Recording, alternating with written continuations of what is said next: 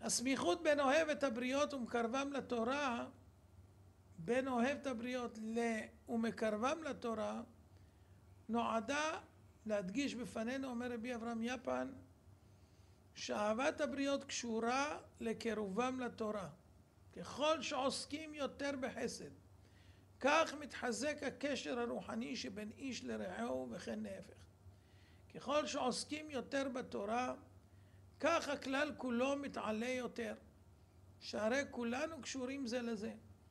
הקשר שבין אחד לשני הוא נמרץ כל כך, עד כדי כך, שאם נהרג אחד בשגגה, יש תביעה על הכהן הגדול של אותו דור. למה לא יתפלל על בני דורו?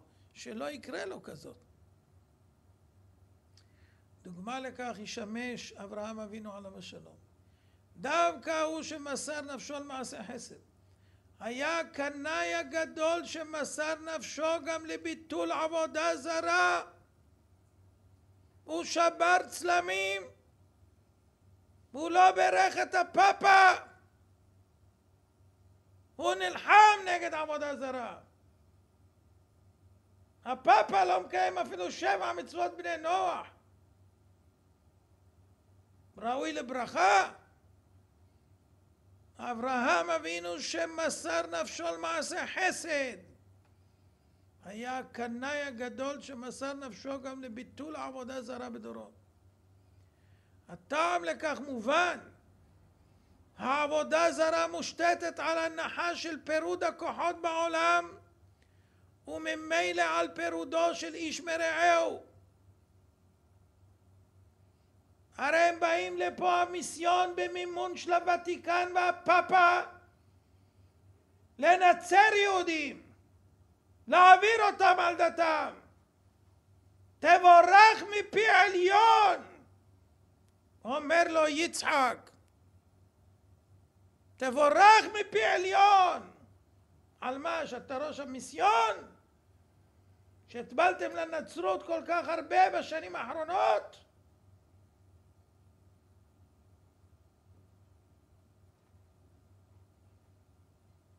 הטעם מובן.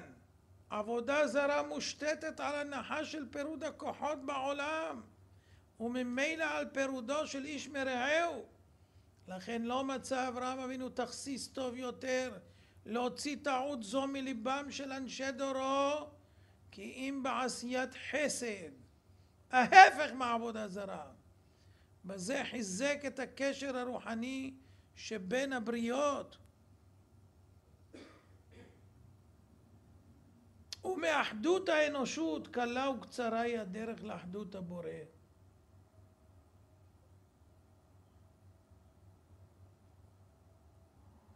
הנצרות רוצה לעקור יהודים מדתם מאמונתם. היהדות לא אומרת לנצרות בואו להתגייר. הם רוצים לנתק אותנו מאבינו שבשמיים. אז הקדוש ברוך הוא ישמח, תבורך מפי עליון.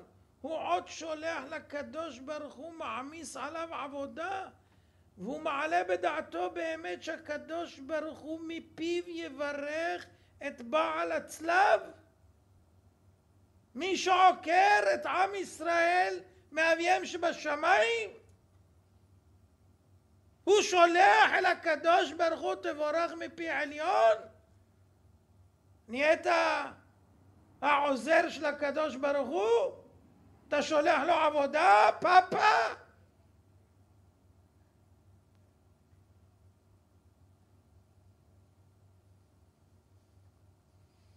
בשעה שעובדי עבודה זרה התנצחו זה עם זה, וכל אחד ישתדל בקורבנותיו לשחד יראתו שתעמוד לימינו נגד שכנגדה, בא אברהם ולימד שאדרבה, איש את רעהו יעזורו, משום שאל אחד ברעם ורוצה ביקרת כולם.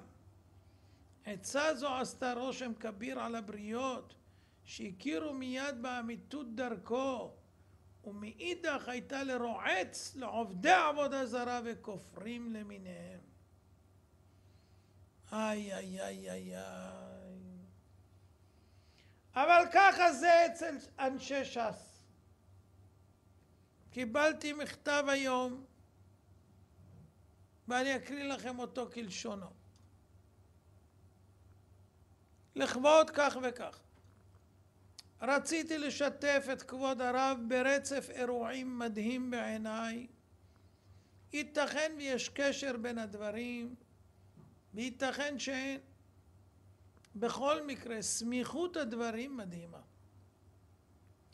לפני כחצי שנה התחלתי לעבוד כממלאת מקום במעון המנוהל על ידי יעקב צדקה, חבר המועצה המקומית מטעם תנועת ש"ס, בנו של הרב המקומי דוד צדקה.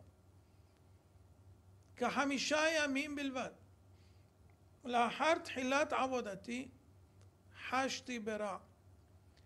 אך כיוון שהיה זה יום שישי, נאלצתי לחכות ליום ראשון. ביום ראשון בבוקר הלכתי לרופאה, והיא בישרה לי שזו הפלה. הייתי בצער גדול והיה לי מאוד קשה.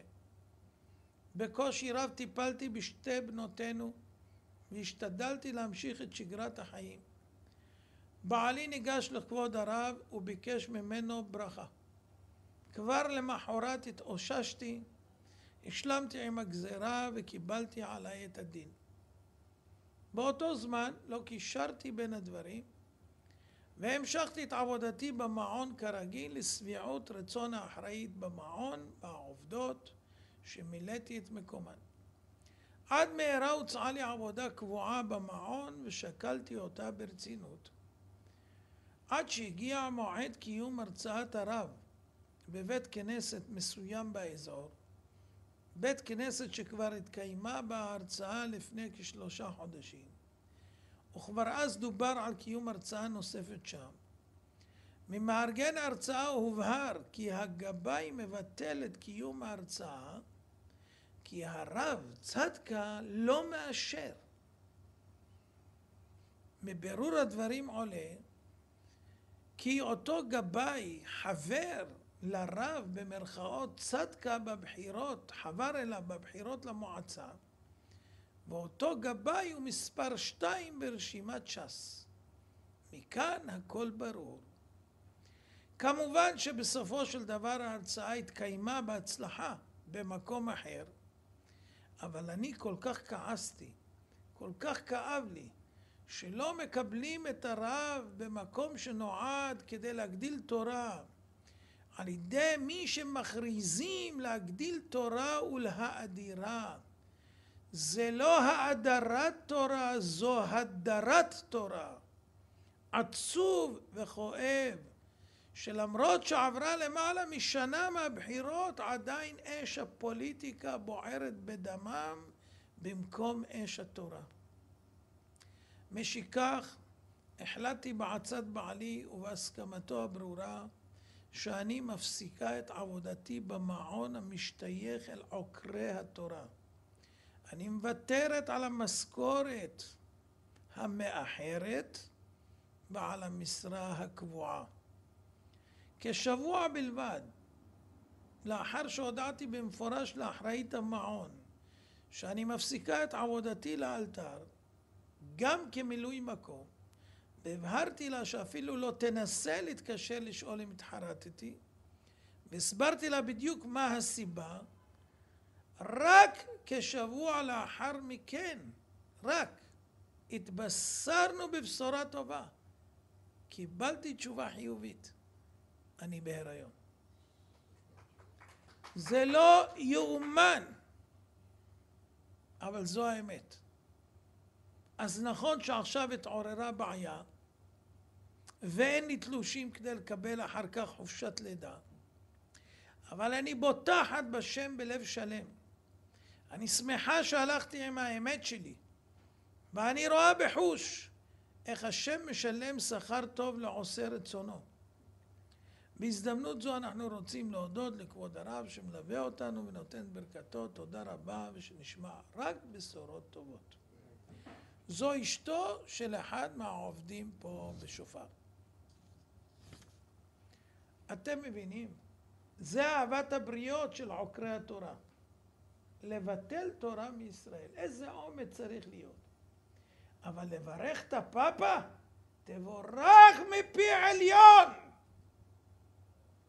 נו, נראה שיצחק יברך אותי. אני מחכה לשמוע ברכה.